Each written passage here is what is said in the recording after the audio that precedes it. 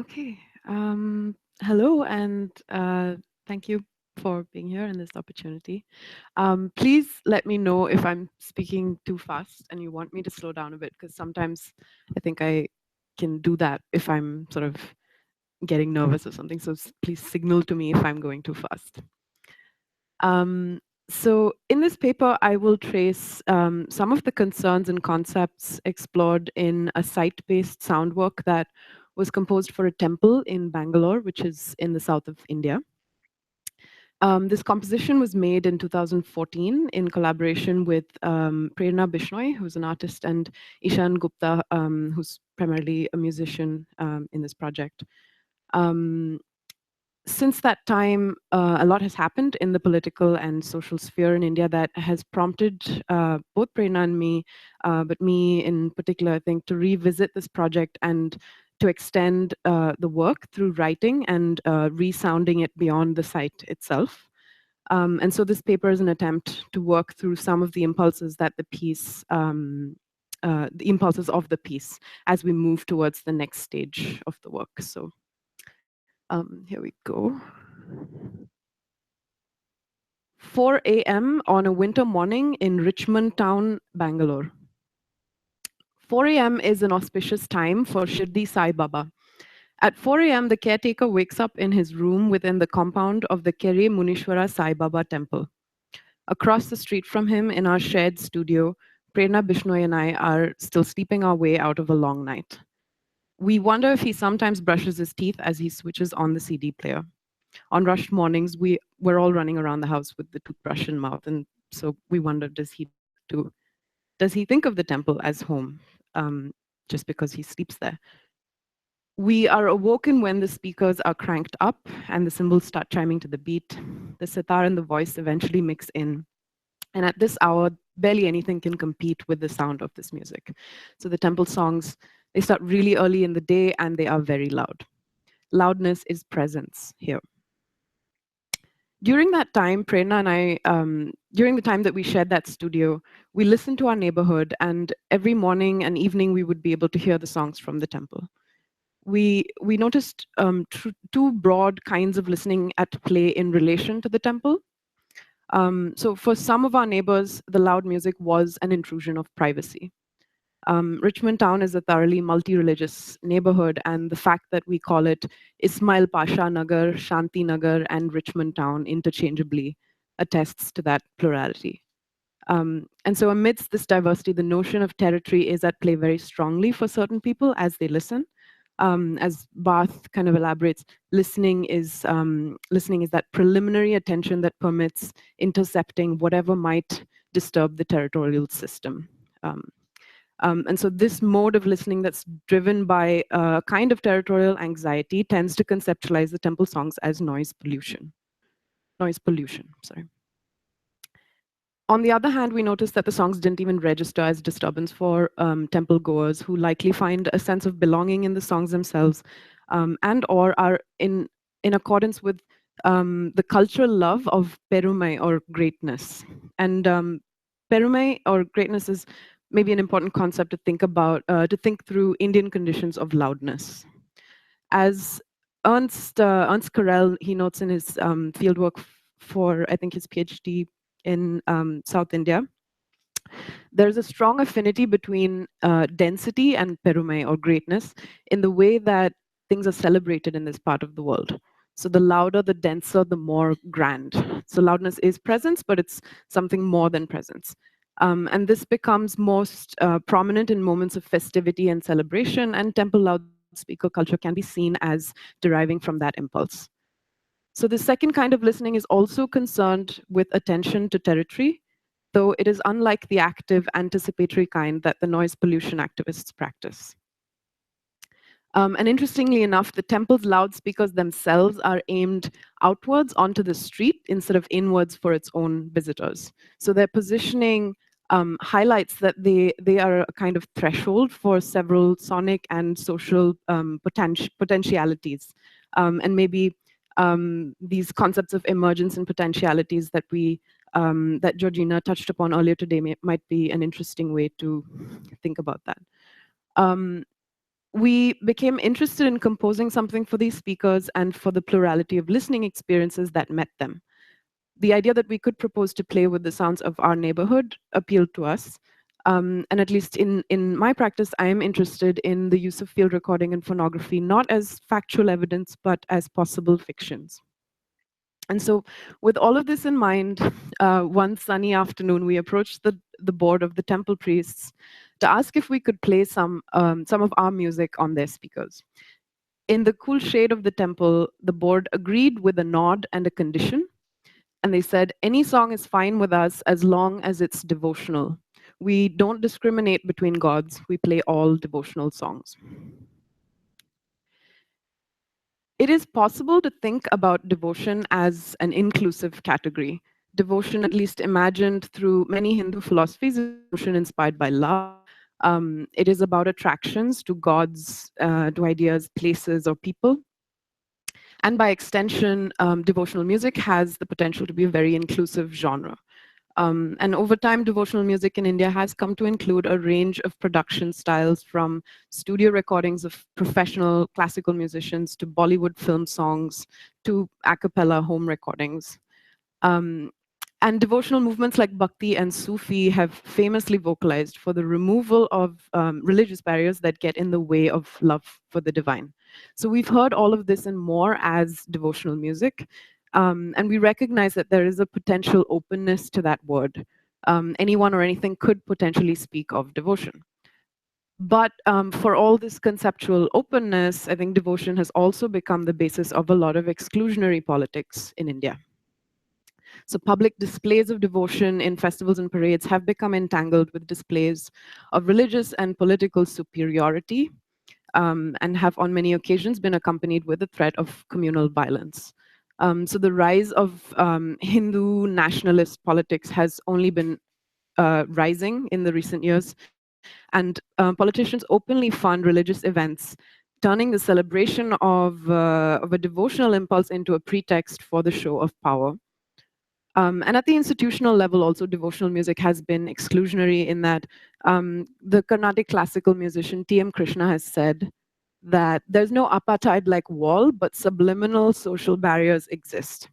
And it's possible to say that most musicians who sing and record devotional songs these days are classically trained and end up coming from the higher caste or the Brahmin caste. So returning to the requirement of the temple board, any song is fine as long as it's devotional, right? So how to play with and expand the category of the devotional, and how to gesture towards devotion's inclusive potentialities rather than its exclusive ones. And so this project, Compositions for Temple Speakers, began to take shape as a kind of agonistic gesture in a context that is saturated with antagonisms. And here I am inspired by the agonistic politics of public space that Chantal Mouffe, Doreen Massey, and several others talk about. So before we move into the next section, I just want to make a note on the structure of the composition itself. The composition is 15 minutes long and consists of 3 movements, each of which plays with the notion of the devotional in different ways. And so the rest of the paper will follow those 3 sections. Okay. So axis of play, number 1, the sacred secular divide.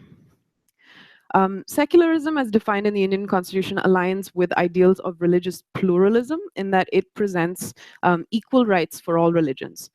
But of late, the opposition to rising Hindu fundamentalism has become a form of secularism that calls for the removal rather than the equal participation of religious sentiment from politics and public life. So I see more and more of my generation fight for this kind of secularism as a default reaction to deep anxieties about communal violence and fundamentalist rule. The reasoning, which many of us might be familiar with, is that religion must be carefully contained in the private realm because it is too dangerous, contagious, or irrational to circulate in the public sphere. For me, the main problem with this kind of exclusionary secularism is that it is mapped to the sovereignty of private property. It fits very conveniently with liberal politics that render more and more spaces privatized or homogenized in the hope of a zero conflict society. And so is this kind of demand for secularism even viable in a deeply multi-religious society? And what alternatives exist from this religious means intolerant and secularism being secular means tolerant mode of thinking, right? And like the problem, as Ashish Nandi has noted in in his 1989 essay called the Anti-Secularist Manifesto.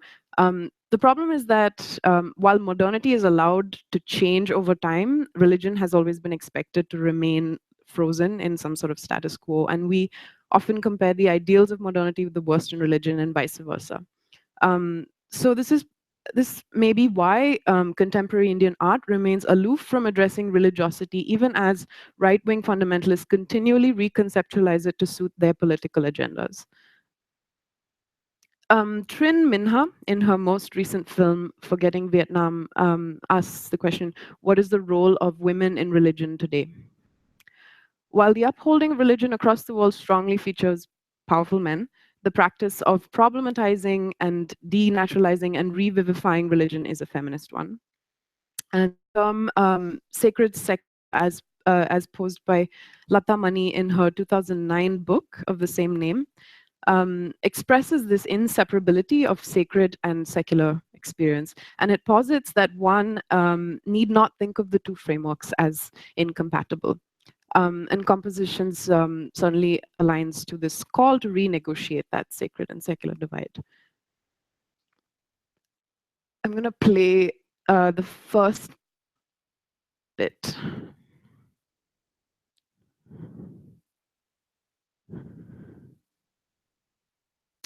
So burnt onto a generic audio CD,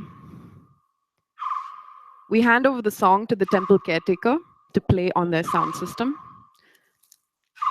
The piece begins with that which is recognizable. It is a gesture to acknowledge and invite the listening ears of the temple goers. We appropriate a popular Sai Baba bhajan, Sai, keeping the rhythmic Namaya, and melodic structures of the original. We layer on top sounds of digitally rendered birds and Sai, electronic instruments. Namaya, You could say that we set up in order to unravel.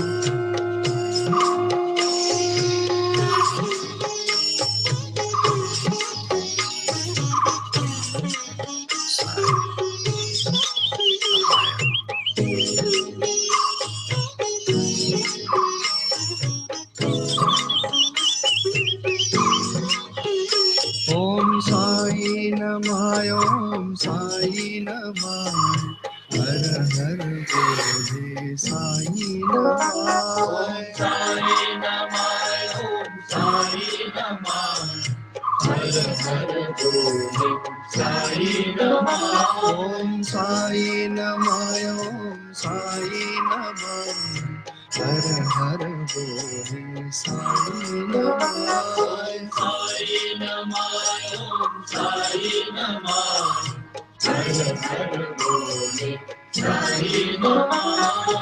अनंत कोटि ब्रह्मांड नायक राजाधिराज योगी राज अनंत कोटि ब्रह्मांड नायक राजाधिराज योगी राज अनंत कोटि ब्रह्मांड नायक राजाधिराज योगी राज अनंत कोटि ब्रह्मांड नायक राजाधिराज योगी राज.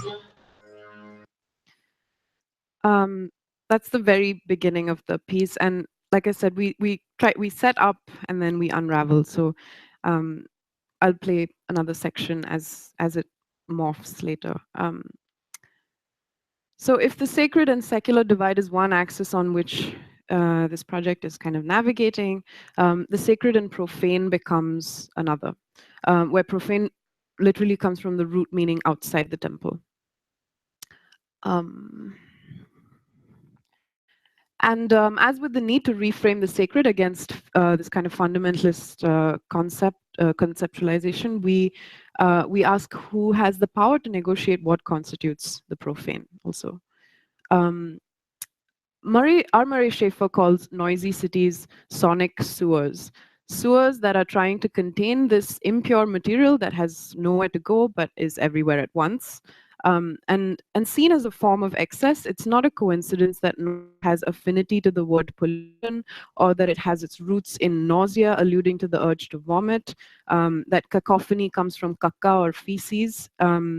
And so that which is internal exceeds and threatens to spill outwards. Noise kind of threatens a neat division of inner and outer, as if these could ever be so easily divided. That which is not fit to speak is said to make noise. So seen within a set of social and spatial relations, the excluded become noise. And we can think of the phrase, the rest is noise. When the voices of slaves and women were considered noise in ancient Greece, in Athens, or when the sound of azan is legislated to be disruptive when church bells are not, these sounds are socially categorized as noise before they become at a kind of pre-perceptual stage. And so while the liberal secularist position can hear the temple songs as noise pollution, the temple itself can be seen as speaking over the noise of the city with the sounds of devotion. In both cases, noise becomes a subjective phenomenon, and the problem of noise is notably a problem of intimacy. Moving from noise then allows us to address the intimacies between the temple and the neighborhood around it.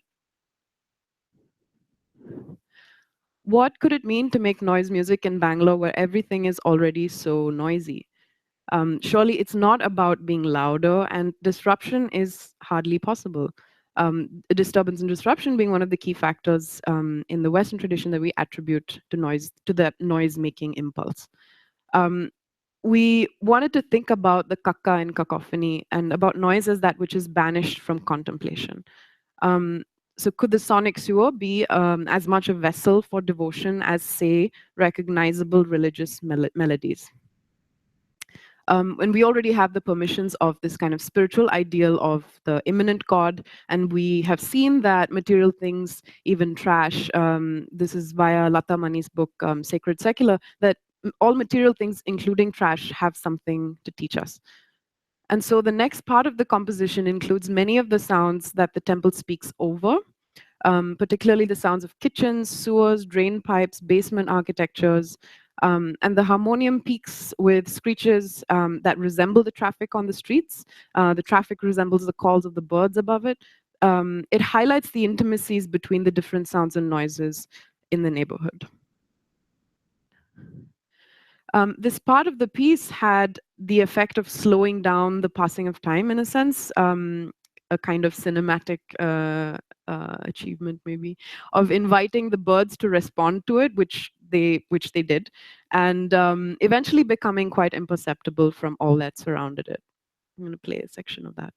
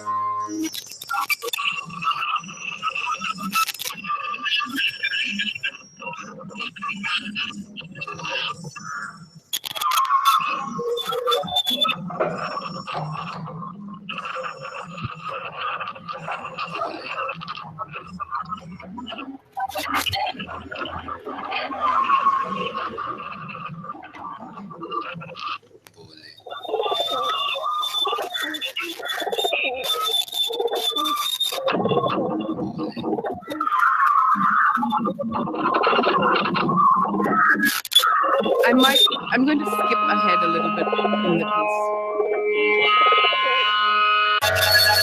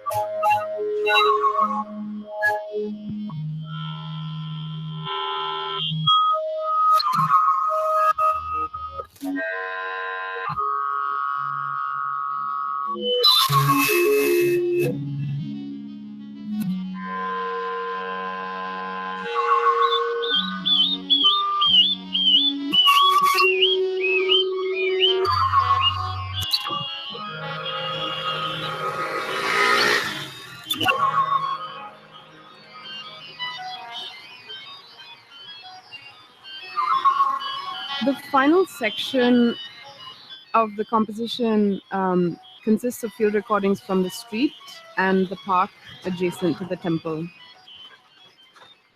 Our desire was to move towards something that could collapse the sonic territories that the temple was establishing to create a kind of sonic camouflage. Like the trope of the invisibility cloaks in thriller films, I'm thinking of like Harry Potter and there's a James Bond film. Our song begins by being clearly discernible, but over time becomes only slightly distinguishable from its surroundings, and only if you're really looking for it can you see it. Um, if the music from the speakers could be heard initially as trying to speak over the noise of the neighborhood, it gradually finds a way to speak under that noise through this piece. I just want to make about the physical speakers. They are nothing fancy, been repaired times over, worn out from several use of exposure to sun and dust and heat. The wires have been cut and taped together at several places. They sound distorted, and they no claim to fidelity of sound. They're aimed at the street, and to compete with the loudness of the street, the sound that they play is amplified beyond the point of distortion. As I mentioned before, the speakers are the threshold of the sonic and social potentialities in this project, in that their sounding abilities affect the kind of listening that can take place around them. So for temple goers, this is a listening that cannot afford to be concerned with fidelity. It is one of remembrance and familiarity, and it is an associative listening, or a kind of devotional listening, which is in a way forgiving and quite inclusive. Francois Bonnet, in his book The Order of Sounds, calls this desiring listening. It was, in a sense, these distorting speakers and this desiring listening that saved us from getting into trouble with the temple, which could have gotten really messy given the current state of affairs. Because when we played it from the sound system on 2 separate evenings, the priests and the temple caretakers did not seem to mind our devotional noise music. They simply dismissed the loud shrieks and gurgles as a scratched CD. In a sense, this was what we hoped for. Our confidence at this kind of like anti-utopian gesture, as James would be able to wedge into the sonic protocols of the temple. It came from knowing that this is not a work about the devotional, it is a devotional song, but also that it came from understanding the power of that desiring listening that takes place within and around the temple. To quote Bonnet, desiring listening is the listening that perceives in the object that it targets a certain promise. And so if one is listening for the devotional sounds open up to find them. And if one listens for the noise will find a way to surface to the top. Just to conclude, moving forward, we've been working on, I've been working on another sketch for another temple, which is a completely sort of different kind of composition. But the temples are one node for these compositions to circulate through.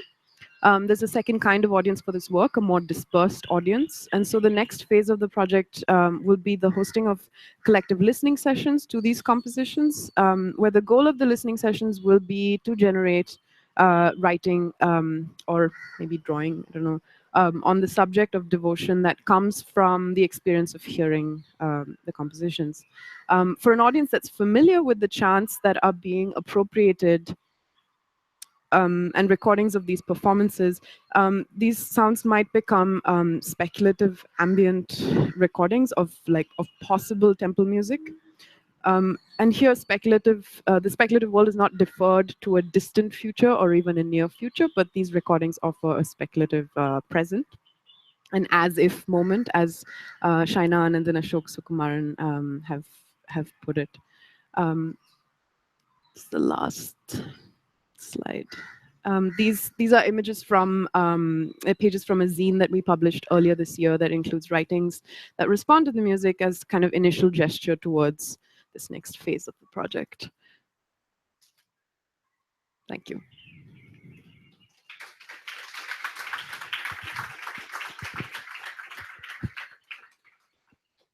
So we have time just for a couple quick questions for Sindhu before going on to our last speaker.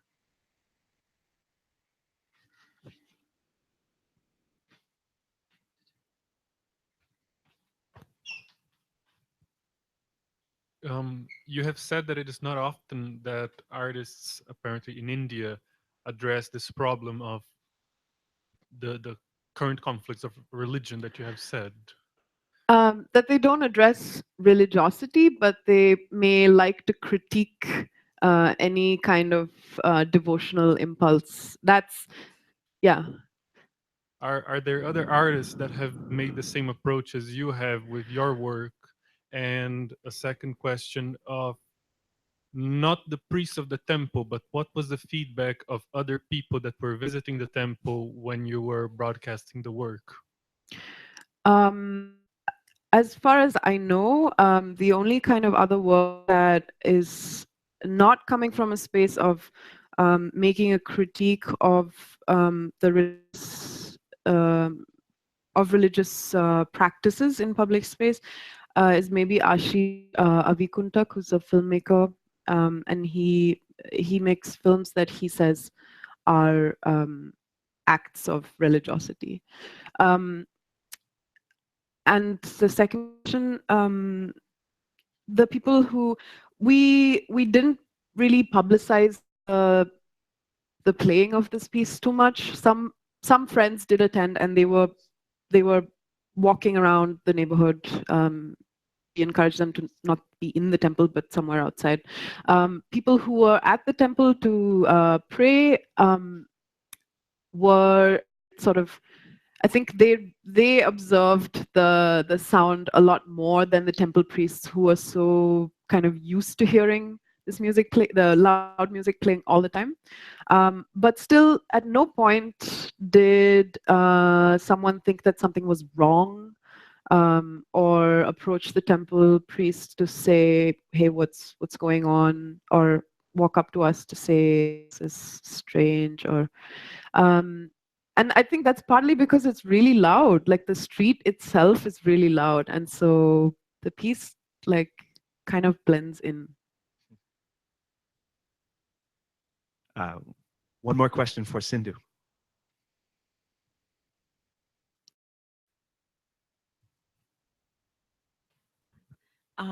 Just because has anyone else got a better question? I mean, I've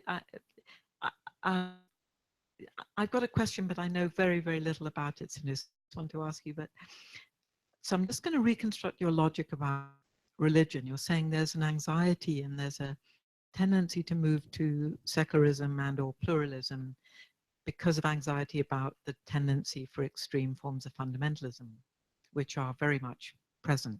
Yeah.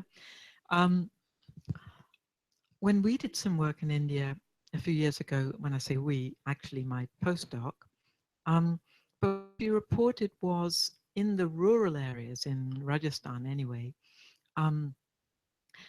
low caste local forms of worship, I wouldn't pretend to know what of, but of various goddesses. And what would happen was the urban cultural activists come in, and they would be promoting either secularism or pluralism. And her account was that the locals were withstanding this, were very against this, because those forms of secularism and pluralism were linked to certain forms of politics. And it was really a way of trying to attract lots of these low caste, uneducated folk to certain parties. Yeah. In other words, I just wanted to say that this seems a minefield in India, because the complexity of the interweaving of caste, which you mentioned, you talked about the high caste devotees and so on, you know, the caste, the political system, and the way religion is articulated with these things just seems extraordinarily complex. So yeah. I'm really raising a certain, just a tiny hand saying, whoa, you know, aren't these things, the tissue of interrelations is so complex. So do you feel confident in these interventions, you know? I think, yeah, I agree with you in that it is really complicated. And I think this piece, the idea was not to critique any one specific position, because we understand that that is part of the problem. And it we while we can say that the music of the temple is causing a certain kind of discomfort for some people, the liberal secularist position, which I don't think is a pluralist position. I think we may be more aligned to a pluralist position, and I actually think that a lot of people who practice religion are actually in that pluralist position as well. And the idea is that the piece is not trying to point a finger at people, but to create a condition where we're just listening to, in a sense, to the speakers in that moment. And I'm wondering that if that it's a kind, I think it's a more neutral space from which maybe then what kind of writing can it trigger is a question for me. Yeah. Thank you. Thank you.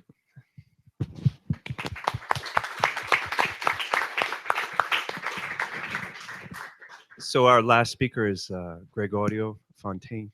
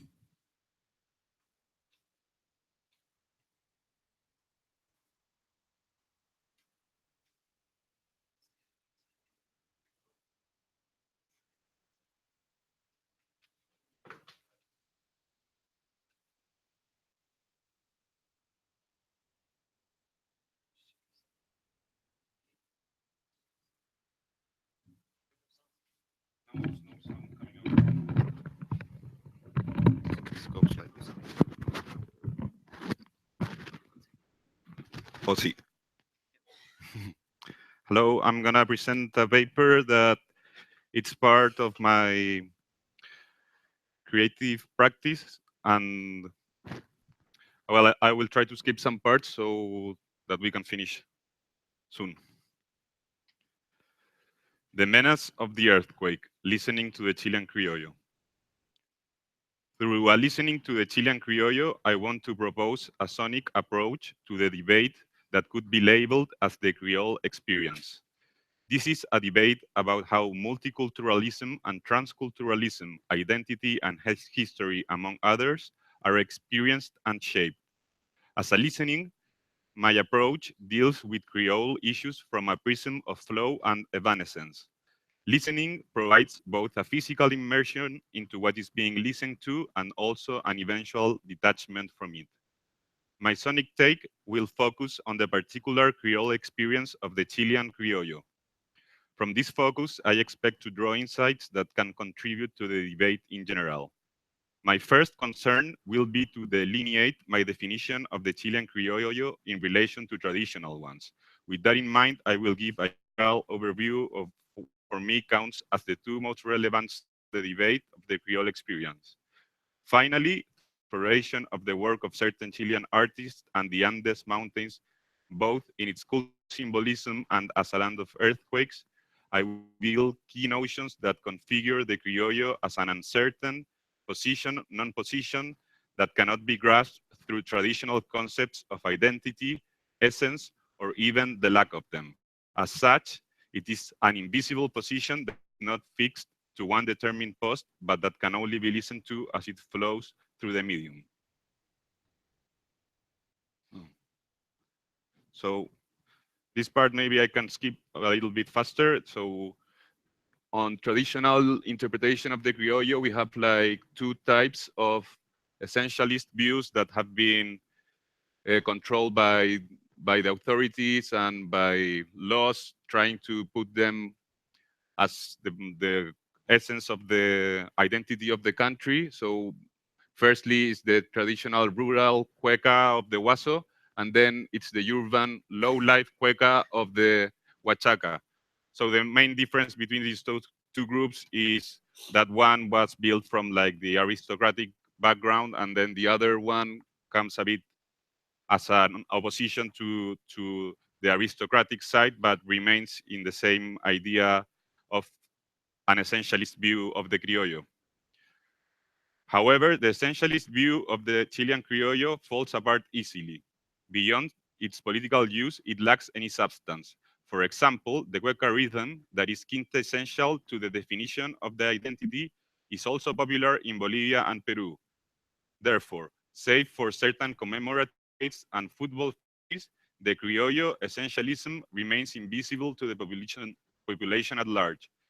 It is during this invisibility that people live their lives enacting other identities that, simplifying, could be categorized into two groups, namely a Native Americanism or a Western cosmopolitanism.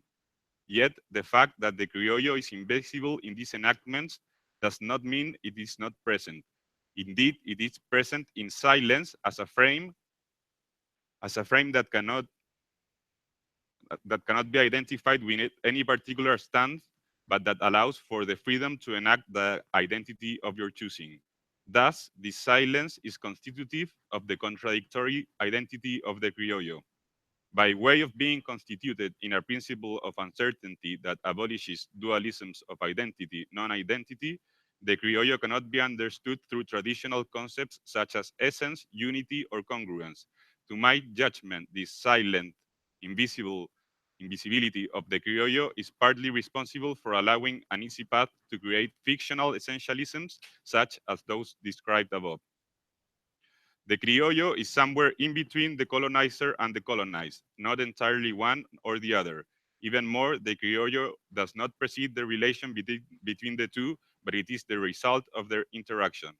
As a silent mediation between the colonizer and the colonized, the criollo does not occupy a position in itself. It is an invisible agency that flows in between. Instead of depicting it by logical notions, it is through sonic notions that we can listen to its evasive identity as echoes, silence, feedback, and transduction. My sonic take on the Chilean criollo identity partly builds from the work of other authors that have worked or analyzed similar phenomena, such as Nicolas Bourriaud on one side and Coco Fusco on the other. As I will show, these authors bring two opposing views to the debate that I have termed as the Creole experience. Their positions are irreconcilable as long as the debate has been embedded in visual logical paradigms that inevitably end up making clear-cut distinctions between what is and what is not. In my judgment, in the work of certain artists from Chile, there is a sonic approach to the invisibility of the criollo that offers a new light in the debate.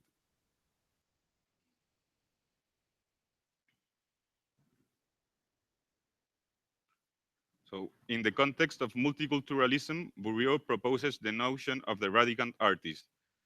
This notion is opposed to what he identifies as the radical artist in both modernism and postmodernism. For him, the radical artist is tied to a metaphor of the root. In the case of the modern radical, this meant a return to first principles, and in the case of the postmodernist radical artist, it doesn't mean the desire to start again, but a play arbitrariness of roots. In contrast, the recent artist is not concerned with origin, but resembles those plants that do not depend on a single root for their growth, but advance in all directions on whatever surface presents themselves by attaching multiple hoops to them, as Ivy does. As such, for the radical artist, there is no single origin, but rather successive, simultaneous, or alternating acts of enrooting. While radical artists sought to return to an original place, radicant artists take the road, and they do so without having any place to return to. Yet it is in what Bourriaud terms creolization where he finds the natural habitat of the radicant. In relation to the work of artist Mike Kelly, he states, creolization produces objects that express a journey rather than a territory, objects that are the province of both the familiar and the foreign. Thus, in the work of Mike Kelly, para-religious Chinese practices, folk art, and popular culture no longer represent instances of otherness in relation to a dominant culture, but simply elsewhere or other ways, on the same basis as classical Western culture. This creolization is seen positively by Bourriaud, as it would allow a complete freedom of movement and detachment from roots. Although this creolization program seems to allow for freedom of movement and a general liberation from the weights of history and cultural heritage, his view is nonetheless constructed by presuppositions well rooted in the same mechanisms he is supposedly breaking from. The radicant assumes a fixed portrayal of cultures. They are given in the world and cut in black and white. Therefore, he proposes the radicant as a transcriptor. As the bearer of creolization, the radicant produces a new modernity, a 20th century alter modernity based on translation. This translation presupposes a realm of universal signification. If the radicant modernity is based on translation, then it is a modernity that is unfolded from a metaculture that allows for the translation from one culture to the other. For this metaculture to be all-encompassing, therefore to allow a translation-oriented modernity would mean that culture is accessible in its entirety from an ideal disembodied subject. A cultural code that is not fixed to any of its embodied manifestation, but that has equal access to all possible embodiments.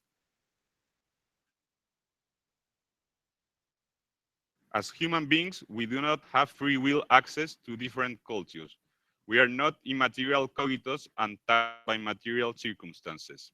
Even though, if the artist refuses to become a member of any fixed space-time continuum, as Bourriaud would, or refuses to be assigned to any identifiable and irrevocable aesthetic family, the artist nonetheless is determined by a series of elements he or she cannot control.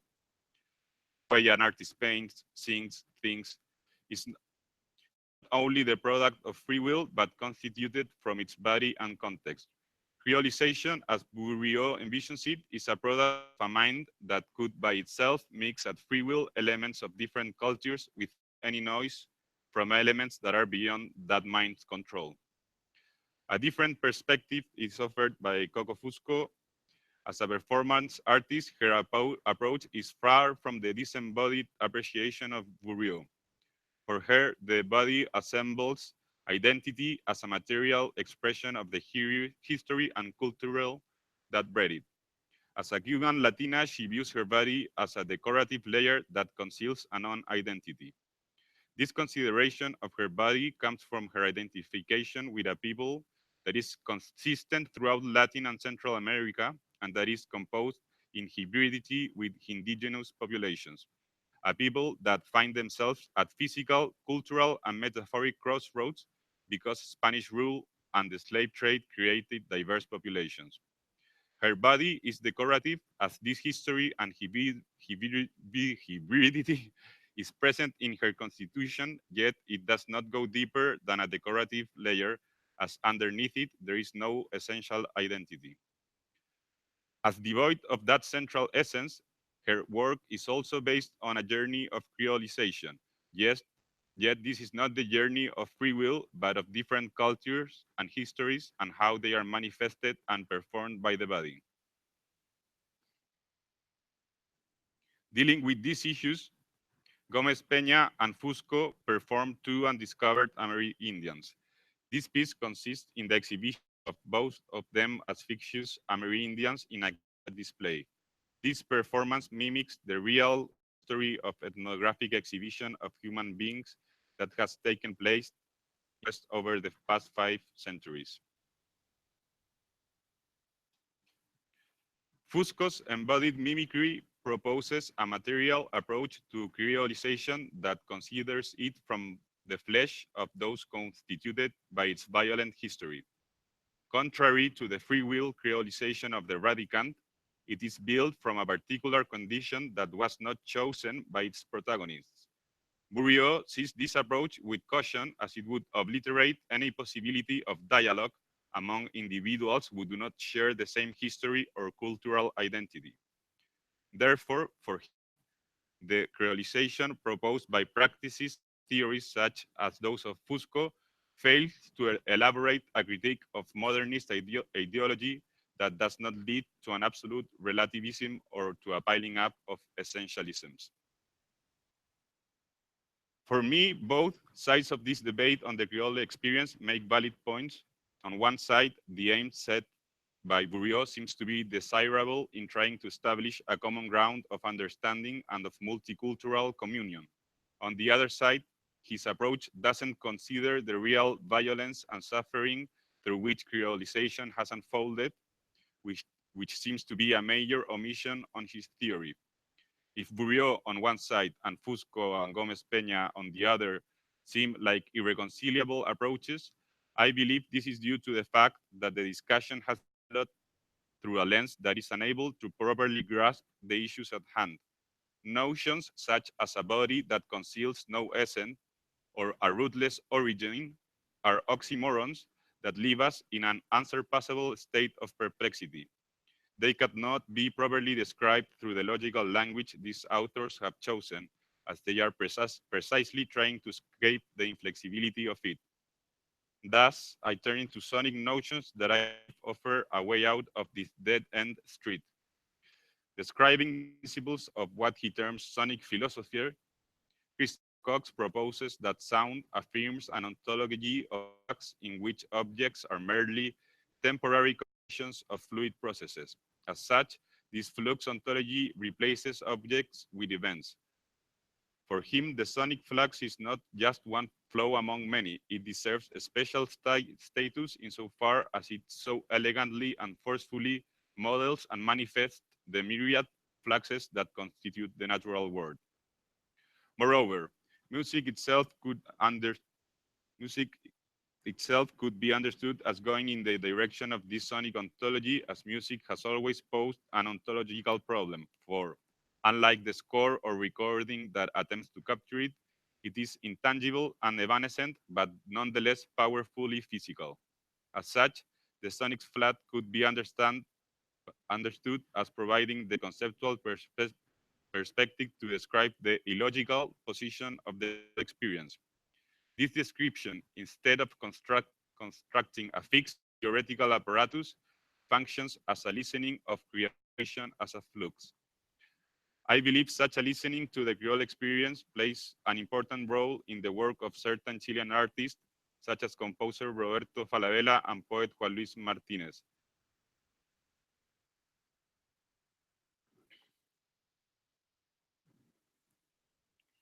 Roberto Falabella was born in 1926 and suffered from cerebral palsy from a young age. This disease had him on a wheelchair throughout his life and eventually took his life in 1950 when he was only 33 years old. In spite of this, he was able to write about what a Latin American composer should be and create an ample body of works, most of which remains archived without ever being performed or analyzed. His orchestral work from 1957, Estudios Emocionales or Emotional Studies, is one of the few of his pieces that has been performed in more than one occasion. This is an orchestral piece with a preponderance of percussion and only a moderate use of strings. It is organized in 7 studies to be played continuously as one piece. It is composed through an eclectic mix of resources and the overarching presence of silence. Studies 1 and 3 are energetic and loud. They build upon short, repetitive, rhythmic figures that combine elements from noisy carnivals of the north of Chile and a minimalism of harmonies. Study number 3 is reminiscent of Stravinsky by the use of irregular metrics and finishes a long silence. This silence is located at the center of the piece, and as I show, it is essential to the understanding of the composition. The studies juxtapose the contradictory resources of Norteño melodies with the serialist techniques of Anton Webern. Dominated by fragmentation, silence, and bizarre shift, these studies have a strong dramatic energy, as if a struggle between Nortillo, serialist techniques, and other influences was taking place. On an article from 58, Falabella gives a clear insight onto the agenda that enlightens his past. He declares that no longer does the American man resign himself to be a passive element on which all European cultural streams go to die and aspires to offer his peculiar contribution. Talking about surrealist techniques in particular, he states, the decaphony is not the last stage of musical evolution, or not even the highest, so as to, in a purist eagerness, exclude all other. Thus, it is from this non-vertical view of musical resources that he creates his own particular contribution to music as an American composer. On this article, he doesn't mention the use of silence as a resource in his composition technique. In my view, it is the use of silence what allows in emotional studies the juxtaposition of contradictory materials. So, as was mentioned above, silence occupies a central position in the piece. At the end of study number 3, there is a long written silence. By considering the total duration of the studies as a whole, this silence sits in the center of the composition. The 3 studies that precede the silence introduce the different elements at play. The studies after the long silence fragment and juxtapose the elements and also allow for periods of silence to knit them together. The structure of the studies as described above could be mistaken as following the sonata form. Elements are introduced, then combined, and finally there is a grand finale where the elements are brought together. Yet, in the final study, the different materials are never unified into a coherent one. They lack a congruence to be considered as unified into one essential principle. It is more the case of a synchronous being together than a proper sonata conclusion. Even more, some of the elements could be considered as in direct opposition to each other.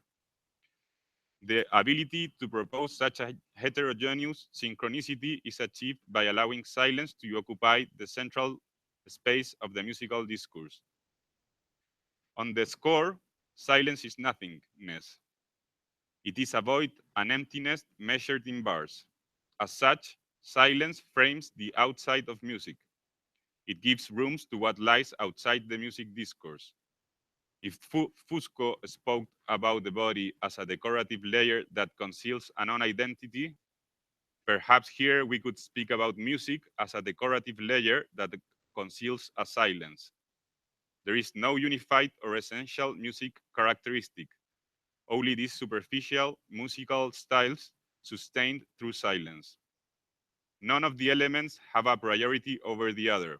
There is no hierarchical order nor a progress from old styles into new styles. Serialisms, perhaps considered just a form of European folk, is treated at the same level as South American folk.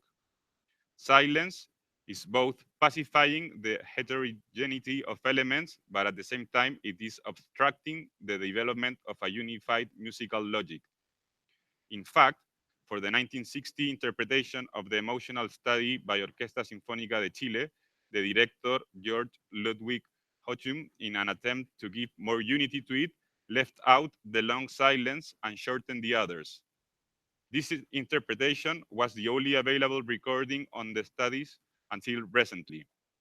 By cutting the silence, perhaps the German director succeeded in giving more unity to the piece as regarding to the European tradition of music composition. However, it completely destroys its main future and puts in evidence how Falabella's composition technique of silence disrupts the expectations of musical form. Through the use of silence, diverse materials are built into a whole that lacks unity and yet becomes unified. The void of silence in the score functions as an empty chamber on which the different musical styles become echoes of this fundamental emptiness. Different materials resonate with one another and provide different possible paths of musicality, yet they are inevitably bound to silence. In the context of the Creole experience, we can identify in Falabella's work a listening to multicultural experience that, through the overarching presence of silence, validates the multiplicity of musical languages as echoes in the emptiness. As defined by Mark Smith, an echo is nothing if not historical. To varying degrees, it is a faded facsimile of an original sound, a reflection of time past. Echoes by themselves cannot claim access to a fundamental essence. The space of the original sound in Falabella is occupied by silence.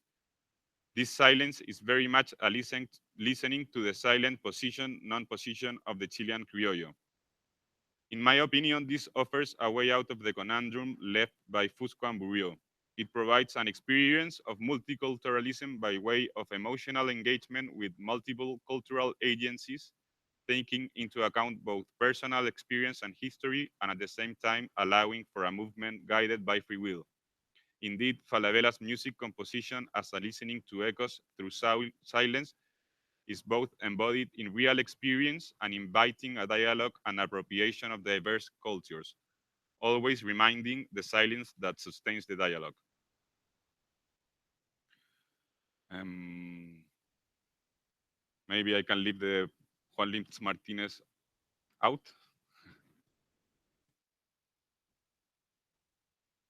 It's interesting. Um,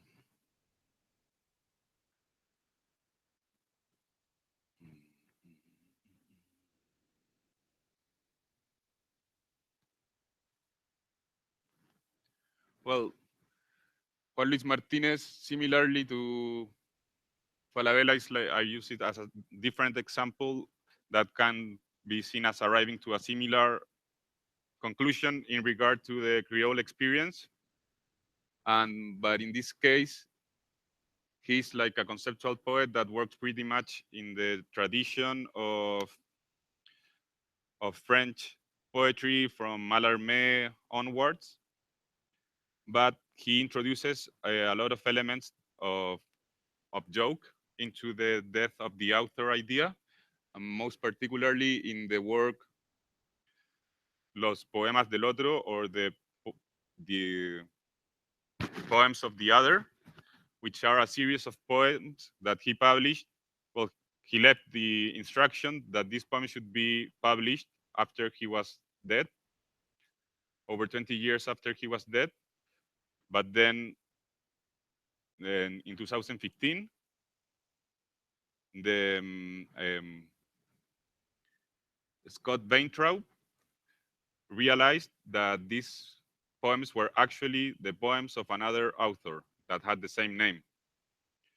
So I see this as an idea of like a transduction. Through the joke, the text becomes the circular experience of the author becoming the non-author, who in his turn becomes the author in an infinite chain. Thus, the joke is experienced as a feedback loop that both creates and destroys authorship. And there are some other examples of this kind of transduction in his work.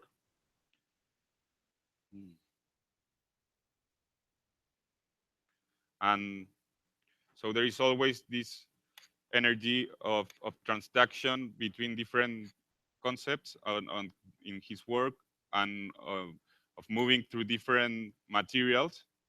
And regarding the multicultural Creole experience, I believe this approach of transduction allows for a freedom of movement through different elements without being fixed to any of them. Yet, as an energy flowing through them, there is always a common bond. If we see the author as the cultural root, as the origin from where the transduction begins, then we can listen to how the root leaves the origin as it is transformed into different expressions. However, this origin remains present in a feedback loop that always traces back to it, even though if it is changed every time. As such, the energy that transduces through different mediums could be understood as the silent identity of the criollo.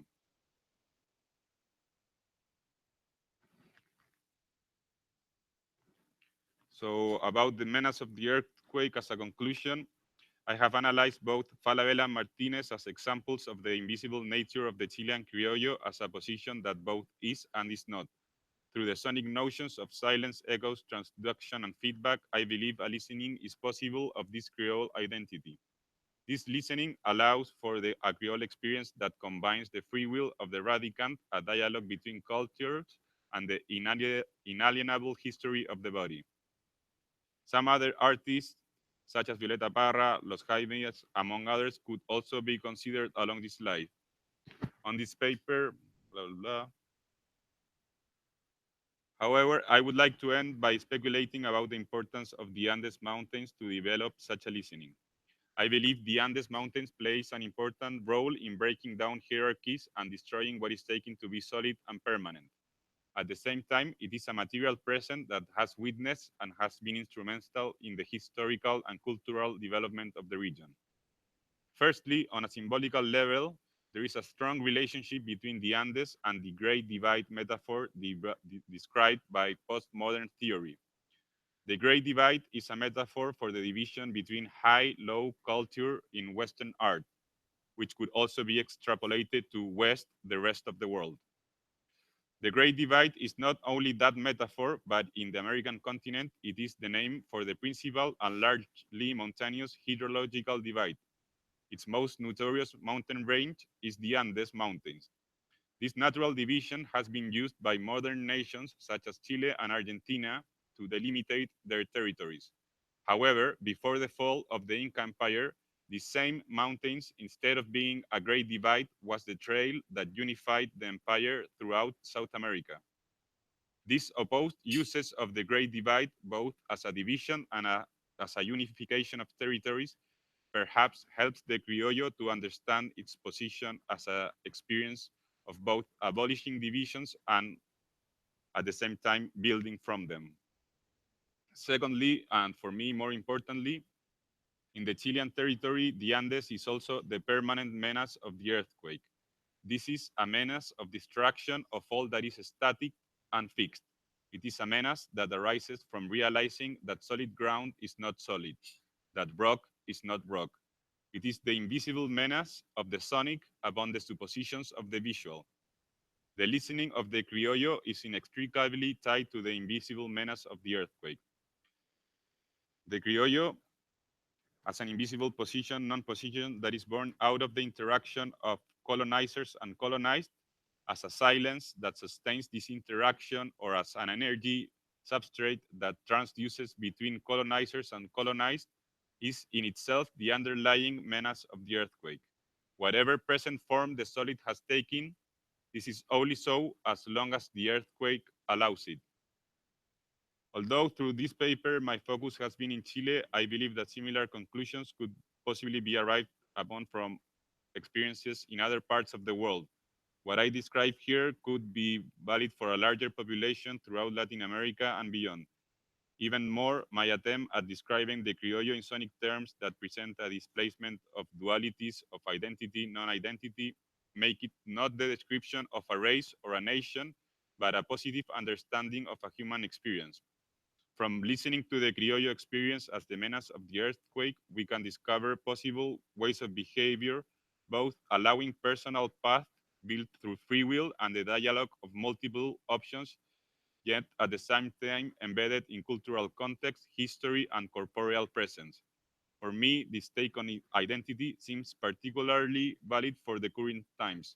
We have a society capable of moving beyond fixed categories of culture, identity, or gender, and at the same time, we have a growing intolerance for religious beliefs and ineffable differences between people of different parts of the world. The menace of the earthquake seems to be perhaps an effective way to establish a dialogue between these opposing tectonic plates of our global society. Thank you.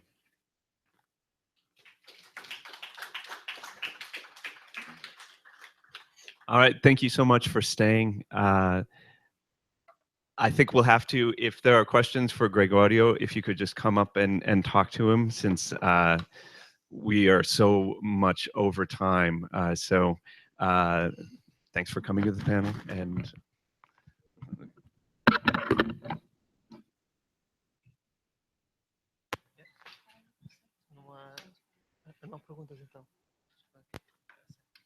Hi, just a final note to any of you that are interested in going to the concert. Do you know how to get there? Okay, no.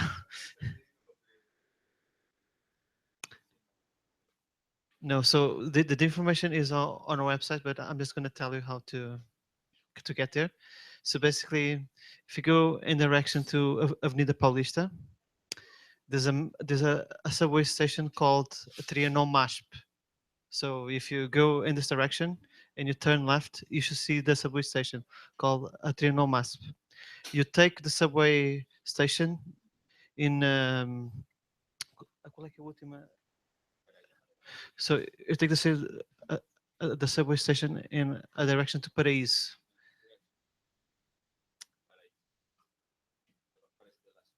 Vila Prudente, actually.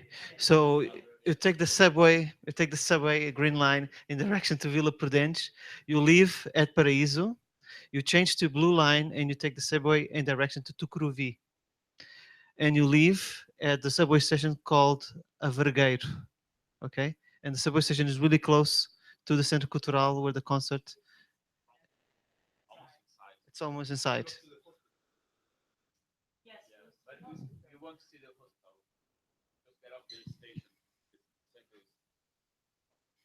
Okay.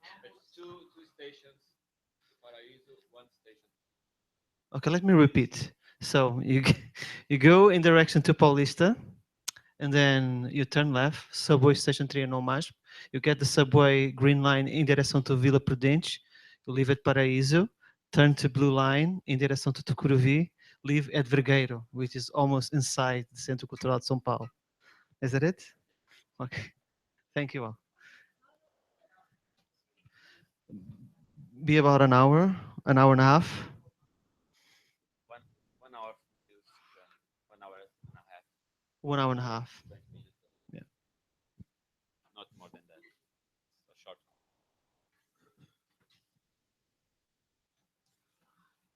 There are people going. Maybe you can make a group. Yeah. There are some bars.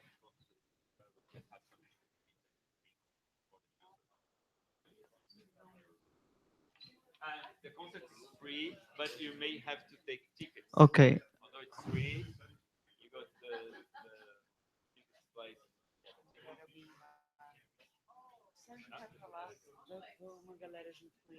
Você vai para lá? Não. Não, tem mais gente. Você quer ir com eles? Você quer levar eles? Okay. Levanta a mão. So, guys, just another thing. Follow Sergio. Sergio's going to the Centro Cultural, so if you want to go with him, okay.